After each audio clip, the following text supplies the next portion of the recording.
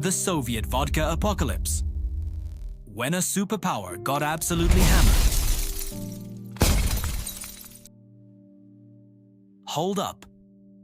Picture this. You're living in a country that just split the atom, launched the first man into space, and scared America so badly they built enough nukes to glass the entire planet 3 times over.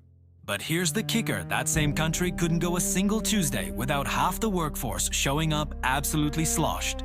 I'm talking doctors performing surgery drunk, teachers stumbling into classrooms hammered, and factory workers operating heavy machinery while seeing double. This isn't some random village we're talking about. This is the USSR, one of 2 superpowers that literally controlled the fate of humanity. And they were so perpetually wasted that if you combined every frat house, every Vegas bachelor party, and every Irish pub crawl in history, you still wouldn't come close to the sheer level of alcoholic chaos that was just normal Soviet life. By the end of this video, you're gonna understand how vodka wasn't just a drink in the Soviet Union. It was the secret ingredient holding the whole system together. And when I say that, I mean it literally funded the government, controlled the population, and eventually helped collapse one of history's most powerful empires. Plus, you'll learn why Russian grandmas were brewing moonshine that could probably power a rocket. Stick around, because the part about people drinking literal radiator fluid is absolutely mental. I'm the Midnight Meme Historian, and we're about to crack open the wildest, most depressing, and somehow darkly hilarious story of institutional alcoholism the world has ever seen. Let's get absolutely into it. So we're rolling back to the 1920s. The Bolsheviks just yeeted the Tsar into oblivion, fought a brutal civil war, and now they're sitting there looking at this massive country thinking, right, how do we keep millions of angry, starving peasants from realizing this whole communism thing might not be the utopia we promised? The answer? Vodka. Lots and lots of vodka. Now before you think I'm taking the piss, this was actual state policy. Lenin's crew understood something that every dictator throughout history eventually figures out. A drunk population is a compliant population. You can't organize a revolution when you're face down in a puddle outside the factory at 3 p.m. on a Wednesday. But here's where it gets properly dark. This wasn't even good vodka.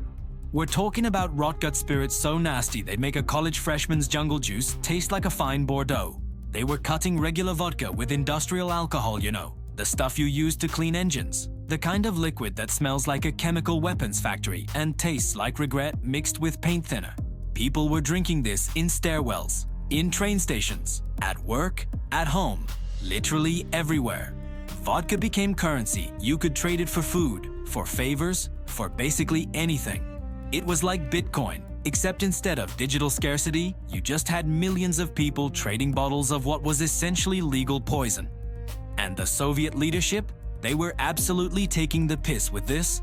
They'd organize mandatory celebration days. Let's drink to Lenin. Let's drink to the revolution. Let's drink because it's Tuesday and we're all slowly dying inside. Every single occasion became an excuse to crack open another bottle. But hold on, because what happened in the 1960s and 70s makes this opening chapter look like a casual wine tasting. We need to talk about the numbers, and they're absolutely bonkers. Alright, so we fast-forwarded to the 1970s. Leonid Brezhnev is running the show, looking like everyone's confused grandfather who accidentally became a superpower leader. And under his watch, Soviet alcohol consumption went from concerning problem to how is this country even functioning? Get this stat. The average Soviet citizen was drinking over 20 liters of pure alcohol per year. Per year, that's like 50 bottles of vodka annually for every man, woman, and babushka in the country. And that's just the official number, the stuff the government actually knew about. The real number? Way higher. Because basically everyone was running illegal moonshine operations out of their apartments. We're talking about babushkas who could engineer a still so sophisticated it would make a Kentucky bootlegger weep with envy. Garden sheds became underground distilleries. Bathtubs were fermentation tanks. If you had a spare closet and some potatoes, congratulations, you were in the alcohol business. But it gets more unhinged. People weren't just drinking vodka and moonshine. When supplies ran low, which happened constantly because the Soviet logistics system was held together by prayer and rusty staples, people started drinking anything with alcohol content. I'm talking perfume, cologne, window cleaner, freaking radiator fluid. There are documented cases of people filtering shoe polish through bread to extract the alcohol. Let me repeat that. Shoe, polish, through, bread. This is the kind of desperation we're dealing with. Picture your average Soviet morning. The alarm goes off at 5 a.m. Workers shuffle out into the freezing cold and immediately form a queue outside the liquor store, which doesn't open until 9 a.m. They're standing there for 4 hours in the snow, shivering, just to get first dibs on the vodka shipment.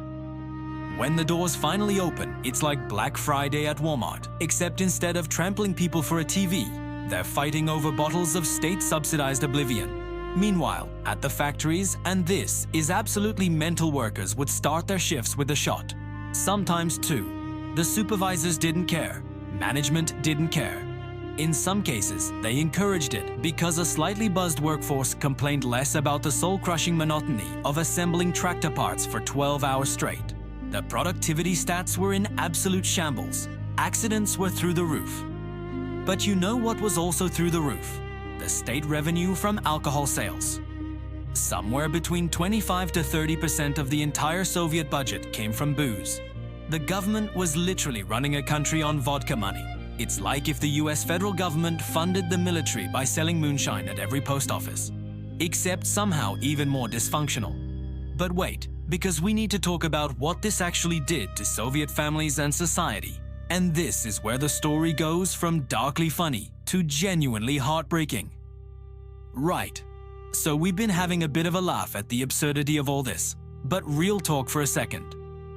This destroyed families, ruined lives, killed people by the thousands. Soviet housing blocks in the 70s and 80s had this specific vibe, and it wasn't a good one. You'd walk through these concrete apartment buildings and the smell was always the same. Cheap instant soup, body odor, and moonshine. The walls were thin, so you'd hear everything. Screaming matches at 2 a.m., glass breaking, crying kids. Children growing up in these conditions learned that dad passed out in the hallway was just normal. Their concept of family dinner involved watching their father stumble in drunk, maybe throw some furniture around, then collapse on the couch. Their mothers were exhausted working full-time jobs, taking care of the kids, and basically raising a family solo because their husband was functionally useless half the week. These kids went to school with headaches from the noise. They fell asleep in class because they'd been up all night listening to their parents fight. And their teachers? Also drunk. I'm not exaggerating, there are documented accounts of teachers showing up to elementary schools absolutely plastered, slurring through lessons about Lenin while reeking of vodka. In hospitals, the situation was somehow worse. Doctors and nurses would take shot breaks during their shifts. You read that right. Medical professionals were getting tipsy between surgeries. People died because they got the wrong medication dose from a doctor who'd had a few too many during lunch. Patients would check into hospitals sober and leave in body bags because the healthcare system was being run by people with blood alcohol levels that would get you arrested in any functional country. The death statistics are genuinely horrifying. Thousands of people died every year from straight-up alcohol poisoning. We're not talking about liver disease 20 years down the line. I mean, they drank something so toxic, it killed them within hours. The suicide rate was climbing exponentially. Depression was pandemic, but there was zero mental health infrastructure because officially, Soviet citizens were supposed to be living in paradise. Can't have depression in paradise, right? In Siberian villages, entire communities collapsed into alcoholic oblivion. Men would disappear for weeks, wandering drunk through the taiga in minus 30-degree weather. Many froze to death. Women barricaded themselves in their homes. Children hid under beds when they heard their fathers coming home. The liquor store queues weren't just long, they were battlegrounds. People fought over bottles, stabbed each other, killed each other over a single container of government vodka. It was like the purge, except the only crime was trying to get wasted, and it happened every single day. But here's the most cynical part of this whole tragedy. The government knew. The Communist Party leadership absolutely knew what was happening. They had the statistics. They saw the death tolls. They understood that alcohol was destroying their workforce, their families, their future. And they did nothing. Because the math was simple. Alcohol revenue kept the state budget afloat. Drunk citizens didn't organize protests or question the party line. The system was like a junkie who knows the needle is killing them, but can't stop because the high is the only thing making life bearable. The Soviet Union was a superpower built on a foundation of institutional alcoholism. and everybody from the Kremlin to the kitchen table knew it couldn't last forever. So here's the ultimate plot twist in this whole tragic saga. Alcohol didn't just damage the Soviet Union, it was legitimately one of the factors that helped bring down the whole empire. When Gorbachev rolled into power in 1985, he looked around and thought, right, this is unsustainable. We need to do something about this. So he launched an anti-alcohol campaign that was so aggressive, so sudden, and so poorly thought out that it basically speedran the collapse of the Soviet economy. They shut down distilleries, destroyed vineyards, limited liquor store hours even more. The idea was to force sobriety on a population that had been marinating in alcohol for 70 years. The result? Absolute chaos. The illegal moonshine production went into hyperdrive. The black market exploded. And here's the kicker. Remember how I said alcohol sales made up like 30% of the state budget? Yeah, Gorbachev just deleted that revenue stream overnight. The Soviet economy, which was already held together by duct tape and delusion, lost one of its main funding sources. People started hoarding sugar to make moonshine, causing sugar shortages. The government lost massive amounts of tax revenue. And the population, who'd been using alcohol as the main coping mechanism for dealing with Soviet life, suddenly had nothing to dull the pain of realizing they were living in a failing state. It's not that the anti-alcohol campaign single-handedly destroyed the USSR, but it was like pulling a support beam out of an already collapsing building. Combined with the economic stagnation, the Afghanistan war disaster, and Chernobyl, it was just another massive L in a streak of Ls that ended with the whole system falling apart. By 1991, the Soviet Union was done. The red flag came down. And you know what a lot of Russians did to commemorate the end of the USSR? They got absolutely hammered, because even the collapse of a 70-year-old superpower was just another reason to drink. Now you might be thinking, cool story, Professor, but why should I care about Soviet alcoholism? And honestly, that's a fair question. Here's why this matters. The Soviet vodka crisis is the ultimate case study in how governments can use substances to control populations. It shows what happens when a state decides that keeping people distracted and compliant is more important than their well-being. It's a masterclass in institutional failure, where short-term revenue and control mattered more than long-term survival. And here's the really dark part: this playbook still exists. Different substances, different countries, different contexts. But the core strategy of keep them too messed up to rebel never really went away. The Soviet Union collapsed, but Russia's relationship with alcohol is still complicated. The legacy of those decades where vodka was practically a government policy tool? Still there? The cultural normalization of heavy drinking? Still there? The infrastructure for dealing with addiction and mental health that never existed in the first place? Still mostly absent.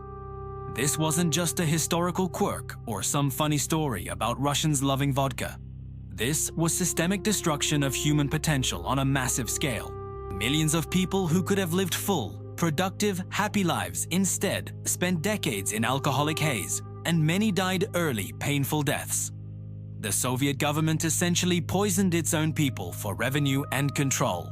And they did it so effectively that drinking yourself into oblivion became cultural identity. That's not funny.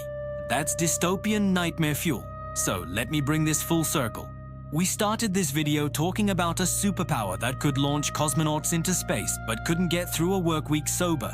We've covered everything from industrial alcohol cut with chemicals, to babushka bootleggers, to doctors performing surgery drunk, to entire Siberian villages collapsing into alcoholic chaos. The Soviet vodka apocalypse wasn't just about drinking. It was about what happens when a government decides its citizens are more useful sedated than empowered. It was about a social contract where the state provided cheap booze instead of actual prosperity, and people accepted it because what other choice did they have?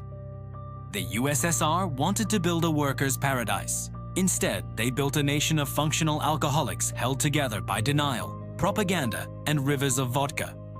And the craziest part? For 70 years, it actually worked. Until it didn't. If you made it this far, you now know more about Soviet alcoholism than 99% of people. You understand why vodka wasn't just a drink, but a tool of control. And you've learned that sometimes the most powerful weapon against a population isn't tanks or secret police. It's just making sure they're too drunk to care. Smash that like button if this story absolutely floored you. Hit subscribe because next week we're diving into the Emu War. Yes, Australia once declared war on birds and lost, and it's somehow even more ridiculous than anything we covered today. Tap the bell so you don't miss it. Drop a comment. Could any modern country survive running 30% of its budget on alcohol sales? Or was this uniquely Soviet insanity? I read every comment, no cap. This has been the Midnight Meme Historian, reminding you that history is absolutely wild when you actually dig into it. Stay curious, stay skeptical, and for the love of Lenin, maybe don't drink the radiator fluid. Peace.